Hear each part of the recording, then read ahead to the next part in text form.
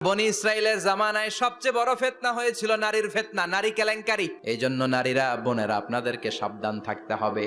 নারীর ফিতনা বড় ফিতনা। নারী ভালো হলে সবচেয়ে ভালো, নারী খারাপ হলে নারীর চেয়ে খারাপ কেউ হতে পারে না।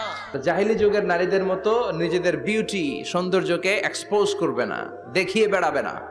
ঘরের মধ্যে তোমাদের অবস্থান, তার মানে নারীর মূল আবাস কেন্দ্র হলো ঘর।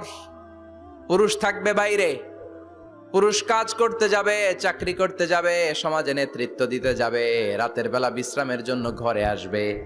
আর নারী সারাদিন সারা সময় ঘরে থাকবে, ডাক্তারের কাছে যাওয়ার জন্য ঘরের বাইরে যাবে, জরুরি প্রয়োজনে ঘরের বাইরে যাবে, ঠিক কিনা? তাহলে ঘরটা বেসিক্যালি নারীদের, ঘর নারীদের দখলে আর বাহিরটা আমাদের দখলে। এটা হচ্ছে আল্লাহর দেয়া সিকোয়েন্স। সুবহানাল্লাহ পড়েন। সুবহানাল্লাহ। কিন্তু নারীরা এখন ঘর থেকে বাইরে বেরোতে শুরু করেছে। আল্লাহ সিকুয়েন্স দিলেন নারী থাকবে ঘরে, পুরুষ বাইরে। আমরা উল্টায় ফেলছি, এখন আমরা থাকি ঘরে, নারীরা চলে গেছে বাইরে। এজন্য জ্বালা যন্ত্রণা ফ্যামিলির ভিতরে বেশি না কম? আমি বলে থাকি যে নারীরা দুই জায়গায় খুব বেশি যায়, হুমড়ি খেয়ে পড়ে। এক যায় বাজারে, দুই যায় মাজারে, ঠিক কিনা? মাজারে যায় অনেক, ছেলে নাই মেয়ে নাই, ভাবে যে মাজার থেকে সন্তান পাওয়া যায়। এরকম আছে না নাই? রব্বুল আলামিন বলেন, ইয়াহাবু লিমান ইয়াশাউ ইনাসান ওয়া ইয়াহাবু লিমান ইয়াশাউ যুকুর আও ইউযাওয়িজুহুম যুকরানা ওয়া ইনাসা ওয়া ইয়াজআলু মান ইয়াশাউ আকীমা ইন্নাহু আলীমুন কাদির। তিনি যাকে চান তাকে মেয়ে দেন। আগে মেয়ের কথা বললেন, আগে ছেলে বলে নাই। তার মানে মেয়ের ভিতরে বরকত বেশি না কম? বেশি। আল্লাহ যাকে চান তাকে মেয়ে দেন, আল্লাহ যাকে চান তাকে ছেলে দেন, আবার যাকে চান তাকে ছেলেও দেন, মেয়েও দেন, আবার যাকে চান তারে ছেলেও দেন না, মেয়েও দেন না। তিনি কে? আল্লাহ। এজন্য চাইতে হবে তার কাছে, মাজারে যে চাওয়া যাবে না। আমার বোনেরা, খবরদার খবরদার খবরদার, মাজারে যে কিচ্ছু যাবেন না। মাজারে তো আপনাদের যাওয়ারই দরকার নাই, কারণ নারীদেরকে কবরের সামনে যে কবর জিয়ারত করতে নিষেধ করেছেন মুহাম্মদ সাল্লাল্লাহু আলাইহি ওয়াসাল্লাম। কারণ নারীরা দুর্বল চিত্তের অধিকারী হয়, রক্ত দেখলে ভয় পায়, পায় না? আমরা ভয় পাই, আমরা তো জবাই করি। আমরা কুরবানির সময় আল্লাহু আকবার, রক্ত দেখলে আমরা ভয় টয় পাই না। নারীরা রক্ত দেখলে ভিড়কে ওঠে, ওরা ভয় পায়। এজন্য পৃথিবীর কোন দেশের সেনাবাহিনীর প্রধান, চিফ ইন মিলিটারি, আপনি নারী দেখাতে পারবেন না। পৃথিবীতে এতগুলো দেশ, কোন দেশের সেনাপ্রধান নারী আছে? থাকলে আমারে জানান। কোন দেশের বিচারপতি নারী আছে? নাই। কারণ এই ডিসিশন গুলো নিতে হলে অনেক বড় মাথা লাগে, অনেক সাহস লাগে। কিন্তু নারীরা রক্ত দেখলে ভয় পেয়ে যায়। সুবহানাল্লাহ পড়েন। কি ব্যালেন্স আল্লাহ করে দিলেন। এই জন্য খবরদার, মাজারে যে কিছু চাওয়া যায় না। মাজারে পড়ে থাকা ব্যক্তিটা আপনার মতোই ব্যক্তি। আল মাইয়িতু ফিল কবরি কাল গারিকু ফিল বাহরি। সাঁতার না জানা ব্যক্তি সাগরে পড়ে গেলে যেমন অসহায়, কবরে চলে গেলে মানুষ তেমন অসহায়। সে কিচ্ছু দিতে পারে না, বরং আপনি কবরের সামনে যে দোয়া করে তারে কিছু দিয়ে আসবেন, ঠিক কিনা? কথা বুঝতেছেন? এজন্য মায়েরা, বোনেরা, আবারও বলি, খেয়াল করে শুনবেন, মাজারে যাওয়া যাবে না, মাজার কেন্দ্রিক হওয়া যাবে না। চাইতে হবে কার কাছে? দিতে পারে একজন, তিনি কে? কেউ যেটা দেখে না দেখে কে? কেউ যেটা শোনে না শোনে কে? কেউ যেটা পারে না পারে কে? এজন্য চাইবো কার কাছে? 24/7 সবসময় দেওয়ার জন্য ধন ভান্ডার নিয়ে তিনি প্রস্তুত, কিন্তু আমরা চাই না। এজন্য মায়েরা, যারা এতদিন মাজার কেন্দ্রিক ছিলেন, এই অভ্যাসকে আপনারা পাল্টে ফেলেন। মাজারেও যাবেন না, বাজারেও যাবেন না। জরুরি প্রয়োজনে হিজাব মেনটেন করে বাজারে যাওয়া যেতে পারে, কিন্তু এই কাজটা মূলত পুরুষদের। কাদের কথা বলেন? এজন্য আল্লাহ বললেন, ওয়াকারনা ফি বুয়ুতিকুন, নারী তোমরা ঘরে থাকো। কিন্তু ঘরে না থেকে এখন বাজার কেন্দ্রিক, মাজার কেন্দ্রিক, ঘরে থাকতে চায় না। ঘরেই যে আল্লাহ কত দায়িত্ব দিয়েছে নারীদের। এক একটা ঘর এক একটা ফ্যামিলি, এক একটা ফ্যামিলি এক একটা ইনস্টিটিউশন, প্রতিষ্ঠান। আর এই প্রতিষ্ঠানের এমডি, ম্যানেজিং ডাইরেক্টর হচ্ছে এক একটা মহিলা। চিল্লা এখন, ঠিক কিনা? রব্বুল আলামিন নারীদেরকে ঘরের এমডি বানালেন, বাড়ির এমডি, ম্যানেজিং ডাইরেক্টর। অনেক কিছু ম্যানেজ করতে হয়। ফুড ম্যানেজমেন্ট জানা লাগে, কুকিং ম্যানেজমেন্ট জানা লাগে, রেয়ারিং আপ দ্য চিলড্রেন জানা লাগে, ডিপ্লোমাসিও জানা লাগে। কেমন করে রান্না করবে এটা জানতে হয়, কেমন করে ঘরকে ক্লিন রাখবে জানতে হয়, কেমন করে ছেলে মেয়েকে লালন পালন করতে হবে জানতে হয়, কেমন করে স্বামীর মন জুগিয়ে শাশুড়ির মন জুগিয়ে চলতে হয় সেটাও জানতে হয়। এটার বলে ডিপ্লোমাসি। কূটনৈতিক জ্ঞান না থাকলে আরেক বাড়ির মাইয়া নতুন এক বাড়িতে যাইয়া সবার সাথে মিলেমিশে চলতে পারে? কথা কন। তো আপনার ডিপ্লোমেসি জানা লাগে, আপনার food management, cooking management, washing management, rearing up the চিলড্রেনদেরকে কিভাবে বড় করতে হয় এটা জানতে হয়। তো এত দায়িত্ব ধুইয়া আপনার ম্যানেজিং ডাইরেক্ট দায়িত্ব ধুইয়া আপনি বাইরে যান কেন? কথা বলেন।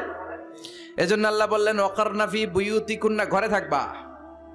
ঘরে থাকলে ওই ঘরটারে বরকতময় করে দেয় কে? আল্লাহ। দেখবেন যেই ঘরে নারী থাকতে পারে না ওই ঘরটা উস্কো খুস্কো, রুক্ষ, ভালোবাসার ছোঁয়া নাই, ওই ঘরের মধ্যে মাধুর্যতা নাই, প্রেম নাই, মমতা নাই, সব কেমন যেন অগোছালো। কারণ নারীর হাত পেলে একটা ঘর যেরকম সুন্দর হয়, নারীর হাত না লাগলে ঘরটাকে ওই রকম সুন্দর করে সাজানো যায়।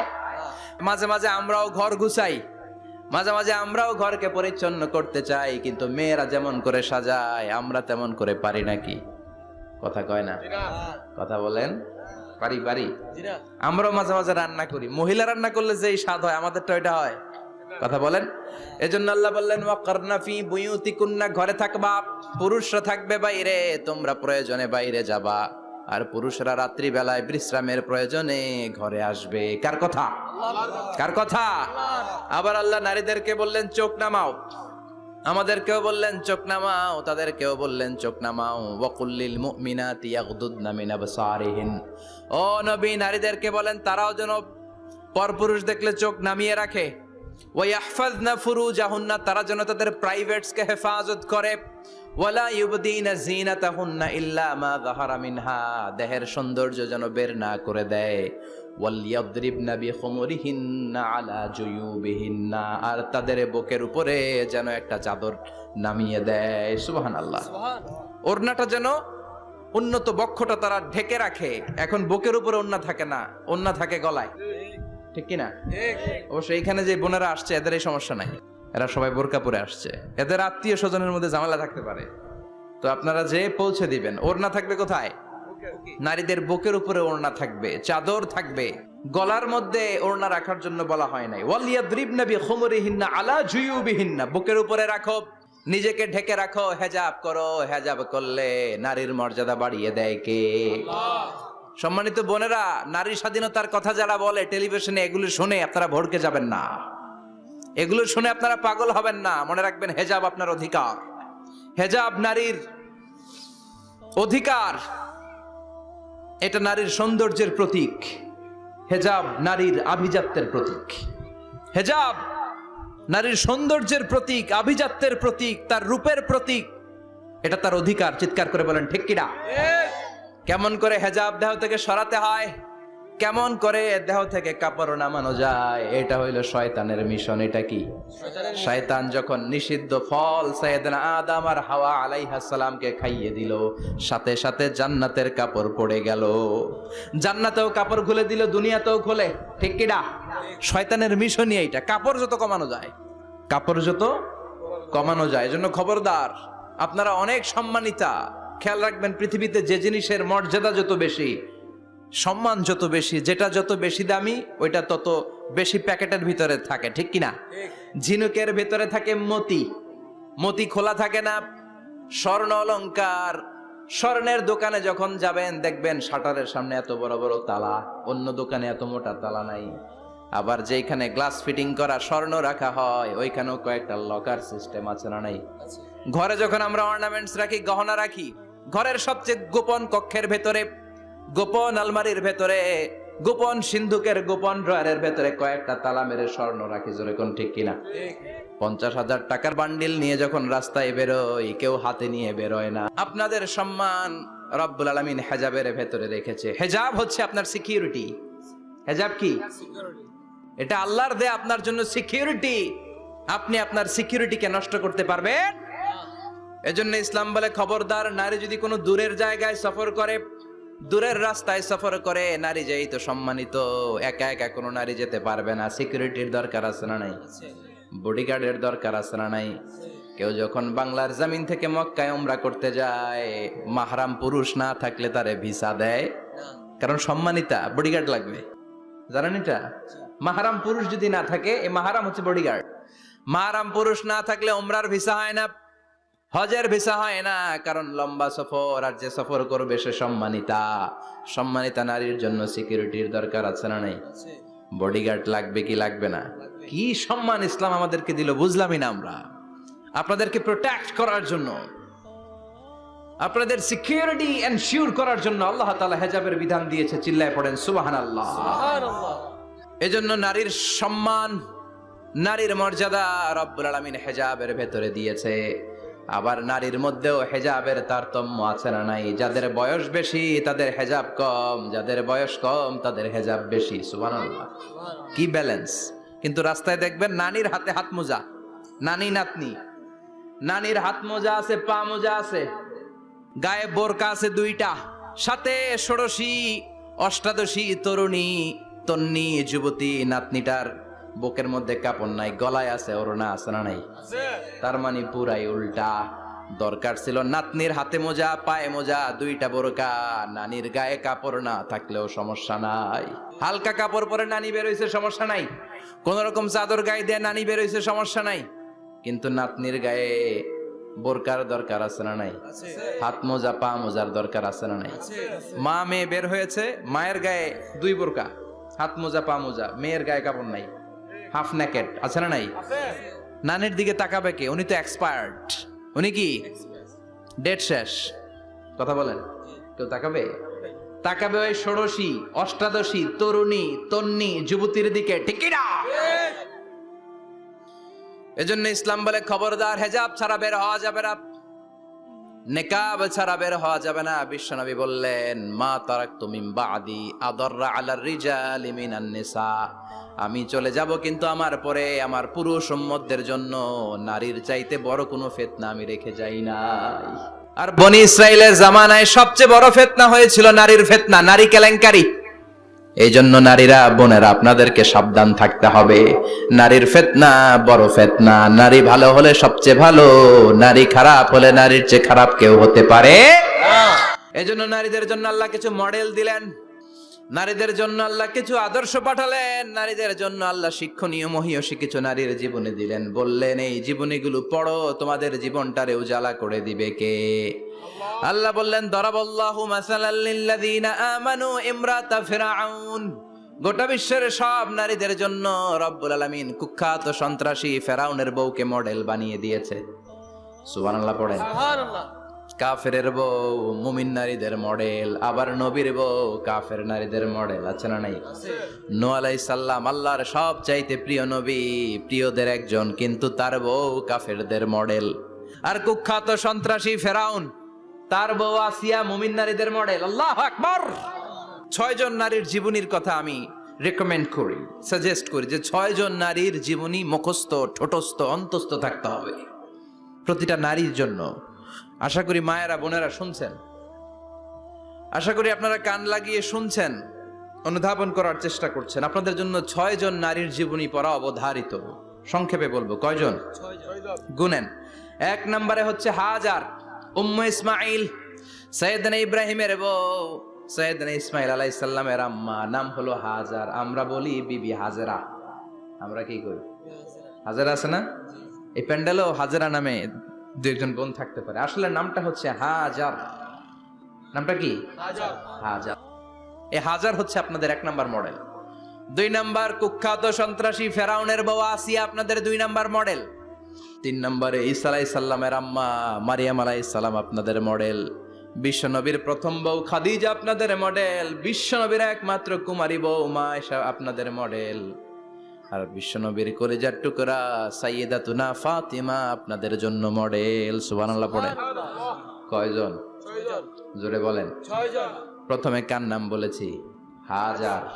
দ্বিতীয় আসিয়া, 3 নাম্বার মারিয়াম, 4 নাম্বার খাদিজা, 5 নম্বরে আয়েশা, 6 নম্বরে ফাতিমা। সুবহানাল্লাহ পড়ে। আমরা মনে রাখার চেষ্টা করি, তাহলে জীবন উজালা হয়ে যাবে। কয়টা করে শিক্ষা? হাজার আলাইহিস সালাম, ওনার জীবনী থেকে শিক্ষা হচ্ছে তাওয়াক্কুল আলাল্লাহ। বিপদে আপদে সবসময় ভরসা কার উপর? আল্লাহর উপর। ইয়াতাওয়াক্কাল আলাল্লাহি ফাহুয়া হাসবু, যে ব্যক্তি আল্লাহর উপর ভালো করে তাওয়াক্কুল করে একমাত্র আল্লাহই তার জন্য যথেষ্ট হয়ে যায়। সব সময় আত-তাওয়াক্কুল আলাল্লাহ, আল্লাহর উপর ভরসা করতে হবে আমার মায়েরা, আমার বোনেরা। 2 নম্বরে বলেছি কার কথা? আসিয়া রাদিয়াল্লাহু তাআলা আনহা আলাইহাস সালাম, ফেরাউনের স্ত্রী। এই মহিলা অনেক দামি মহিলা, মুসা আলাইহিস সালামের পালক মা। সুবহানাল্লাহ পড়েন। নিজের সন্তান ছিল না, সাইয়েদনা মুসা আলাইহিস সালামকে লালন পালন করেছেন। গোপনে গোপনে মুসা আলাইহিস সালামের উপর ঈমান এনেছেন। গোপনে গোপনে রাত্রিবেলা তাহাজ্জুদ পড়ে চোখের পানি ছেড়ে চাইতেন কার কাছে? ফেরাউনের বউ আর ফেরাউনের ফিনান্স মিনিস্টার, অর্থমন্ত্রীর বউ, দুইজন লুকিয়ে কালিমা পড়ে মুসলমান। ফেরাউন কিছু জানে না। সুবহানাল্লাহ। কি আল্লাহর খেলা! ফেরাউন লক্ষ লক্ষ বনি ইসরাইলের ছোট্ট বাচ্চাকে জবাই করেছে একটা বাচ্চাকে ঠেকানোর জন্য। নাম কি? মুসা। আর ফেরাউনের ঘরে আল্লাহ মুসাকে বড় করলেন। কোন সুবহানাল্লাহ! লুকিয়ে লুকিয়ে ঈমান আনলো। ফেরাউনের বউ আসিয়া, অর্থমন্ত্রীর বউ, দুইজন মিলে ফেরাউনের কাছে ঘটনা পৌঁছে গেল, খবর পৌঁছে গেল। ফেরাউন ডেকে পাঠালো।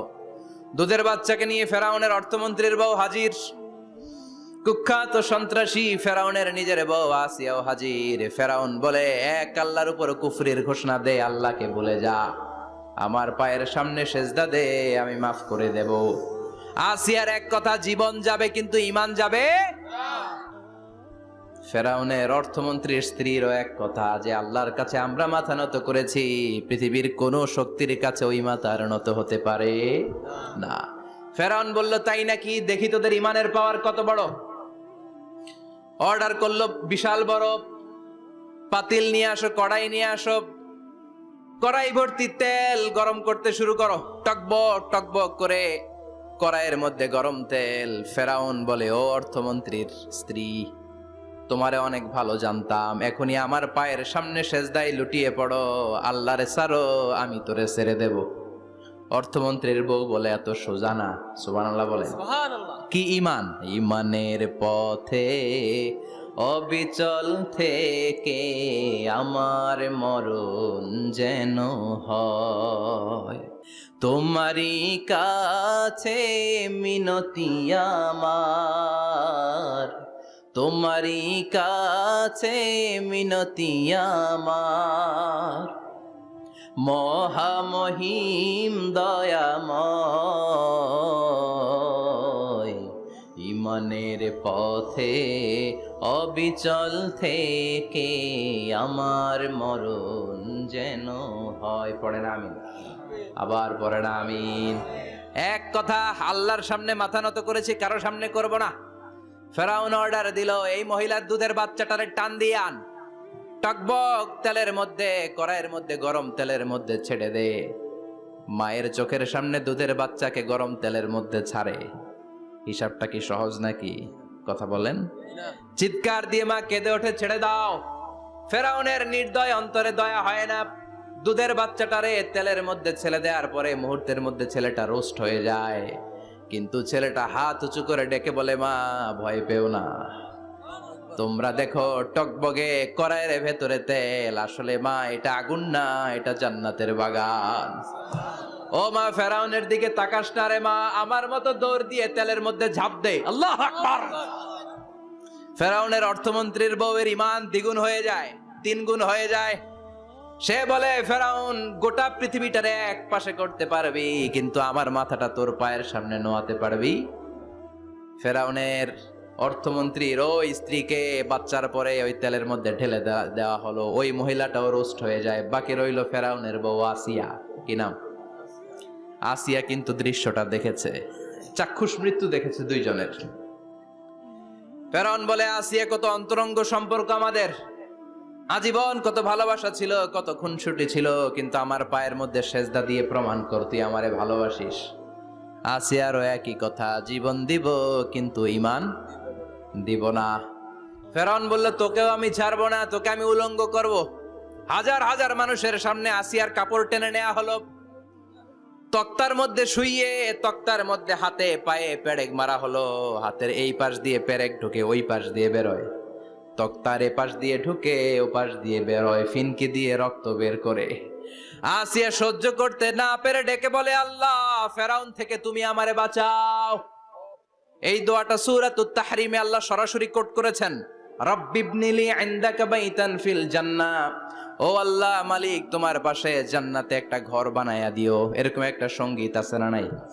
এই সঙ্গীতটা সরাসরি সূরাতুত তাহরিম আসিয়ার দোয়া থেকে কোট করা হয়েছে। পড়েন সুবহানাল্লাহ। মালিক তুমি জান্নাতে, তোমার পাশে আমায় একটি ঘর বানিয়ে দিও, একটি ঘর বানিয়ে দিও, সে বিভীষিকাময় মহাদিনে তোমার প্রতিবেশী করে নিও। মালিক তুমি জান্নাতে, তোমার পাশে আমায় একটি ঘর বানিয়ে দিও, একটি ঘর বানিয়ে দিও। আল্লাহু আকবার। সেই ৫,০০০ বছর আগের দোয়া আজও আমরা তাফসীর মাহফিলে গান বানিয়ে বলি। ৫,০০০ বছর আগের কথা আজও আমরা কোরআনের আয়াত হিসেবে পড়ি। আল্লাহু আকবার। কি মাকবুল হয়েছেন মহিলাটা আল্লাহর দরবারে। আল্লাহরে বললেন, আল্লাহ, শুধু তোমার ইবাদতের কারণে আজকে আমার এমন দশা উলঙ্গ হওয়া লাগলো, আমার হাতে পায়ে পেরেক ঠোকা হলো। আল্লাহ, এখন গরম তেলের মধ্যে ছেড়ে দেয়া হবে, তুমি বাঁচাও। আল্লাহ বললেন, জিব্রাইল, আমার জান্নাতটারে আসিয়ার চোখের সামনে তুলে ধর। আমার আসিয়া দুনিয়ার বুকে থেকে এই জান্নাত দেখে দেখে আমার মেহমান হয়ে আমার কাছে আসবে। আসিয়াকেও গরম তেলের মধ্যে ফেলে দেয়া হলো। দুনিয়ার বুকে থেকে জান্নাতের নমুনাটা দেখতে দেখতে সাইয়েদাতুনা আসিয়া আল্লাহর কাছে চলে গেলেন। পড়েন আল্লাহু আকবার।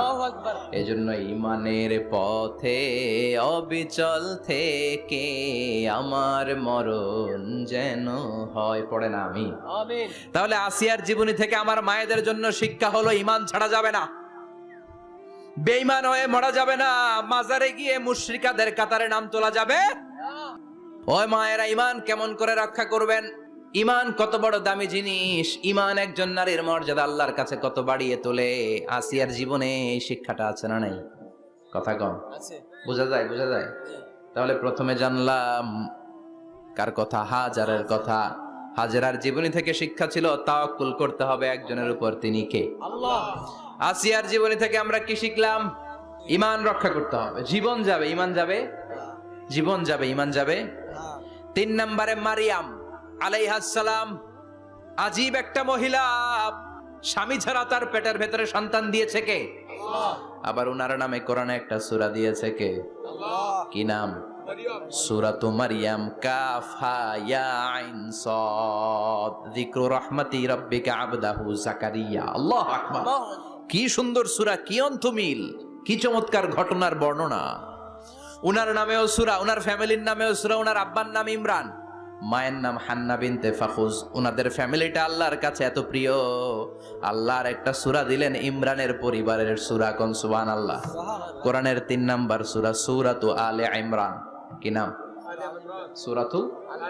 আবার কোরআনে আল্লাহ ওনাকে বলেছেন সিদ্দিকা, মানে সত্যবাদী নারী।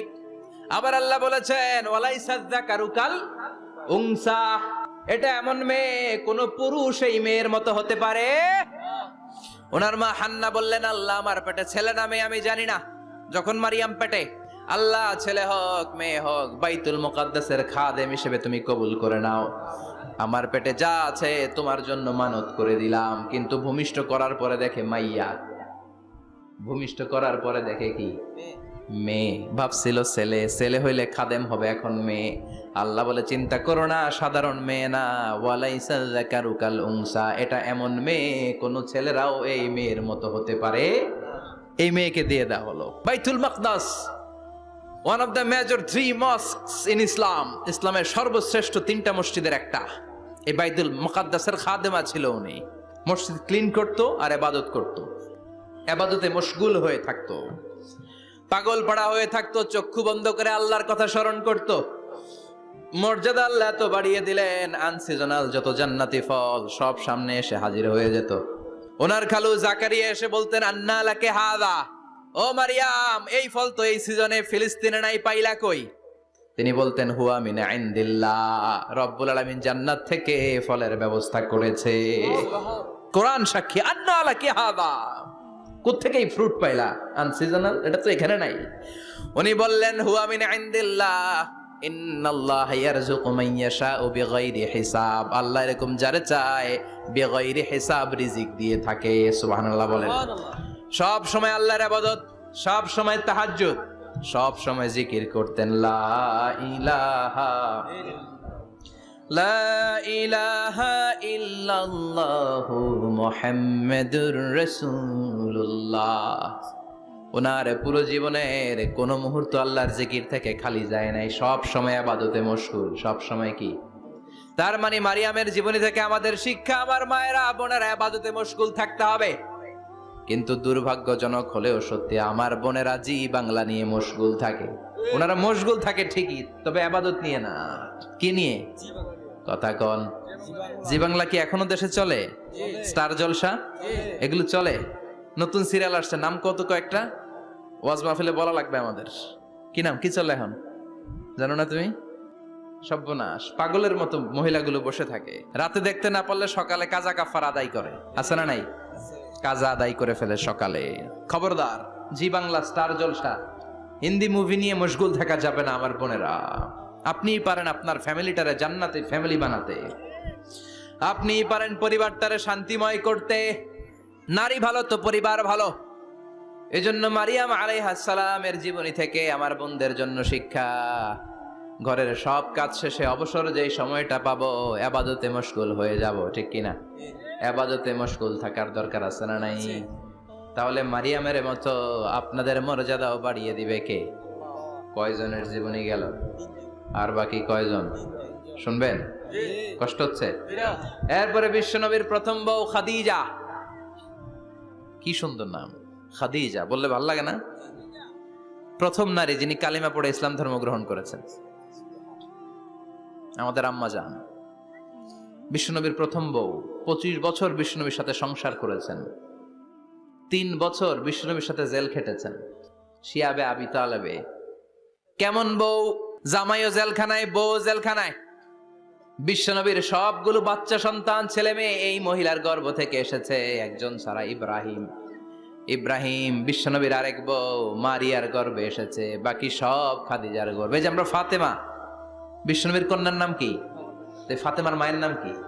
খাদিজা। সুবহানাল্লাহ। ফাতেমা, রুকাইয়া, উম্মে কুলসুম, জায়নাব, এই 4 জনের মাই খাদিজা। আবার আব্দুল্লাহ, কাসেম, এদের মায়ের নামও খাদিজা। বিশ্বনবীর সব সন্তান এসেছে খাদিজার পেট থেকে। বরকত বেশি না কম? বিশ্বনবী ভয় পেলে খাদিজার কাছে গেলে ভয় কেটে যেত, সাহস যোগাতেন, শেল্টার দিতেন, ছাতার মতো মাথার উপরে দাঁড়িয়ে থাকতেন। আল্লাহু আকবার। বিশ্বনবী বলতেন, রুজিক তো হুব্বাহা, খাদিজার ভালোবাসা আমার অন্তরে আল্লাহ রিজিক হিসেবে দিয়েছে। আবার বিশ্বনবী বলতেন, আল্লাহ যেই কিয়ামতের দিন বন্ধু বন্ধুরে চিনবে না, ভাই ভাইরে চিনবে না, কেউ কাউরে চিনবে না, ওই কঠিন দিনে আমি আমার খাদিজারে যেন ভুলে না যাই, আমার খাদিজারে যেন দেখা মাত্রই চিনতে পারি এটা আমার খাদিজা। খাদিজাকে নিয়ে মা আয়েশা একদিন একটা কটু কথা বলেছিল। ও নবী, কবে আপনার এই বুড়ি মহিলা, বুড়ি বউ খাদিজা ইন্তেকাল করেছে, তারপরে কত সুন্দরী সুন্দরী বউ আমরা এসেছি, আম করে ভালো লাগে না? খালি বুড়ির কথা কন কেন? খালি ওই বুড়ির কথা স্মরণ করেন। আমরা আছি, আমাদের দিকে তাকান, আমরা কত সুন্দরী, আমরা কত ভালো। বিশ্বনবী রেগে গেলেন, মা আয়েশাকে এইভাবে ধরলেন। জীবনে কোনোদিন কোন স্ত্রীর গায়ে হাত তোলে নাই, শুধু ওই দিন মা আয়েশাকে এইভাবে ধরেছিলেন আর বলেছিলেন, আয়েশা খবরদার, জীবনে এই কথা বলবা না। আমার খাদিজা আমার বিপদের দিনের সঙ্গিনী, তোমরা আমার সুখের দিনের সঙ্গিনী।